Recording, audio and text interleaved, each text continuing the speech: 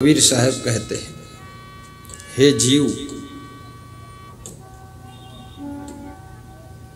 तू दुख को सुख में बदलने की कला जानता है, सुख को दुख में चेंज करने की कला भी तुझको आती है। हे जीव, तू नरक को स्वर्ग में बदल सकता है और स्वर्ग को नरक बना सकता है। तू गरीबी को मिटाकर अमीरी ला सकता है और अमीरी को हटाकर तू गरीबी में जी सकता है।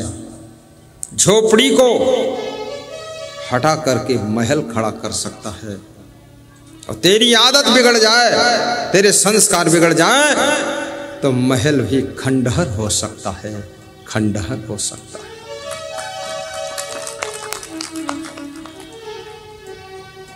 कौरव पांडवों में जब बंटवारा हुआ, कौरव बहुत बेईमान थे, पांडव संतोषी भी थे, ईमानदार थे, समझदार थे, क्योंकि कृष्ण भगवान का ज्ञान उनको प्राप्त होता था। जिसको ज्ञान प्राप्त होता ना, वो संतोष भी कर लेता है, गम खा लेता है और समझदारी से काम करता है, ईमानदारी रखता है।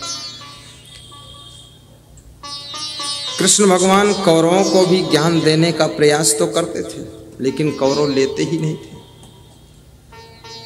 कौरवों ने ज्ञान कभी लिया ही नहीं, कृष्ण को भी गाली दिया। जो दुर्योधन जैसे लोग होते हैं, वे ज्ञान देने वालों को भी गाली दे देते हैं, ज्ञान नहीं लेते। रावण, दुर्योधन और कंस गांव-गांव में बसे हुए। पांडव जैसे लोग ही सत्संग में आएंगे और दुर्योधन जैसे लोग सत्संग में नहीं आएंगे। वो अपने घर ही में बैठे बैठे कुछ बुदुर बुदुर करते रहेंगे, बोलते रहेंगे। लेकिन पांडवों को बंटवारा में तांडव वन मिला था, तांडव वन। अपने भुजाओं के परिश्रम से, बुद्धि के प्रयोग से, शुभ संस्कारों के परिणाम से, आपस की सुमत से उस तांडव वन को हस्तिनापुर से भी सुंदर महल खड़ा किया था,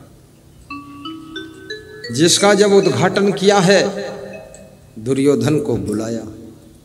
दुर्योधन ने देखा तो दुर्योधन के छाती पर सांप लौट गए। क्या रे, दिया था तो तांडव वन,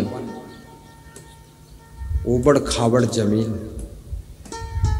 आज यहां पर तो बिल्कुल इंद्रलोक बसा हुआ है, इंद्रप्रस्थ जैसा है, हस्तिनापुर से भी सुंदर। याद रखना, कभी भाई भाई का बंटवारा हो,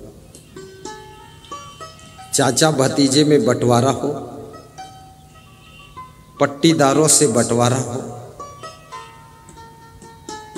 बंटवारा ईमानदारी से करो। धन बांट लो लेकिन मन मत बांटो, सामान बांट लो पर एक दूसरे का सम्मान मत बांटो। घर बांट लो लेकिन घर वालों का प्रेम मत बांटो। और याद रखना, जमीन बांट लो पर अपनी जमीर को मत बांटो, इज्जत को मत बांटो। और भाई के प्रति नफरत मत रखो। कितने लोग बंटवारा करते हैं, भाई भाई 20 साल साथ में रहे, जिस दिन से बंटवारा हुआ है तो भाई भाई बिल्कुल दुश्मन की तरह हो। देवरानी जेठानी बिल्कुल ऐसे हो गई जैसे क्या, सांप और न्योला एक दूसरे को देख नहीं सकते। ये बंटवारा किस मॉडल का है? बंटवारा का अर्थ ये नहीं है तुम्हारे दोनों के बीच का प्रेम मर जाए तो बंटवारा कैसा है। और जहां ईमानदारी रहती है, वहां पर कभी भी प्रेम समाप्त नहीं होता है। और जब बंटवारा हो तो जो तुम्हारा बड़ा भाई है उसको थोड़ा हिस्सा ज्यादा दे दो, क्योंकि कमाते कमाते उसकी उम्र तो गुजर गई, बुढ़ापा आ गया, और छोटा भाई तो भी कम उम्र का है, इसको कमाने के लिए वक्त बचा है। जो बड़े भाई ने इतने दिन कमाया है, छोटा भाई तो आधा बांट लेगा, लेकिन अब छोटा भाई अपनी जवानी में कमाएगा, उसको तो पूरा ही उसी के पास रहेगा। अब बड़ा भाई बूढ़ा हो गया, अब कमाने का शरीर नहीं रह गया, अब उसके पास क्या बचा, इसलिए बड़े भाई को थोड़ा ज्यादा दे दो, कमजोर हो चुका है। लेकिन ज्यादा मत दो, तो कम से कम बड़े भाई को मारो मत। उत्तर प्रदेश में एक सज्जन मेरे पास आए, बोले हम 3 भाई हैं, हम बड़े हैं, घर में गरीबी बहुत थी, बहुत मेहनत किया गुरुदेव, तो बोर की दुकान खोला, बोर की मशीनें खरीदा, बोर करता हूँ, उससे पैसा हो गया, जमीन खरीदा। छोटे भाई जब जवान हुए तो मुझे आंख दिखाने लग गए, ऐंठने लग गए, तो मैंने कहा भाई ऐंठो मत, आंख मत दिखाओ, बंटवारा कर। तो हमने बराबर बराबर हिस्सा दे दिया। तब भी छोटे भाई सब बेईमानी करना चाहते हैं और हमको दोनों मारना चाहते हैं। अब मैं क्या करूं? तो मैंने कहा कोई नहीं मारेगा, एक दिन उनको भी यहाँ ले आओ आश्रम पर, थोड़ा ज्ञान दे दे, समझा दे। तो लेकर आए, समझा दिया तो ठंडे हो गए, सब शांत। अरे प्रवचन सुनो, अपनी जेठानी का भी आदर रखो, देवरानी का भी ख्याल रखो, भाई भाई का ख्याल रखो। बंटवारा हो गया इसका अर्थ ये नहीं है कि तुम्हारा रिश्ता टूट गया है, रिश्ता तो वही रहेगा, और जो रिश्ता निभाना जानता है वही फरिश्ता को प्राप्त होता है, वही फरिश्ता को प्राप्त होता है।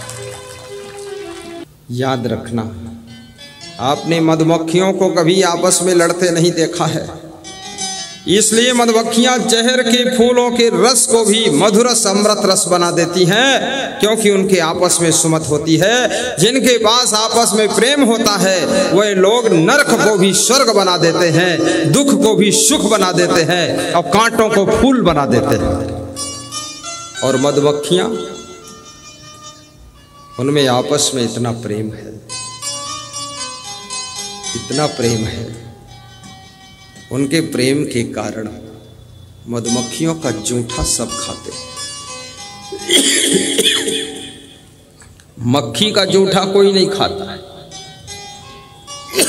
लेकिन मधुमक्खी का जूठा सब खाते। मधुमक्खी, मक्खी और मधुमक्खी में अंतर क्या है? मक्खी के पास विवेक नहीं है,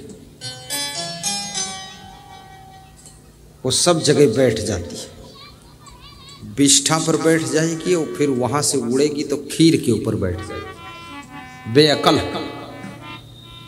इसलिए उसका जूठा तो जूठा, मक्खी का छुआ हुआ कोई नहीं खाता है। इसलिए हलवाई लोग भी अपने दुकान में कांच लगा के रखते हैं, उसके अंदर मीठा रखते हैं कि मक्खी छू ना पाए। उसके पास विवेक नहीं। लेकिन मधुमक्खी कभी बिष्ठा पर नहीं बैठती, फूल पर बैठती है। और मधुमक्खी कभी फालतू जगह पर नहीं बैठती, जहां उसको रस मिलता वहीं बैठती है, रस। और मधुमक्खी फालतू किसी को छेड़ती भी नहीं है, और मक्खी वो फालतू भी छेड़ती रहती है। कहीं तुम्हारे नाक पर बैठ जाएगी, आँख पर बैठ जाएगी, फिर अपने पैरों से गुजगुजा देगी, डिस्टर्ब बहुत करती है।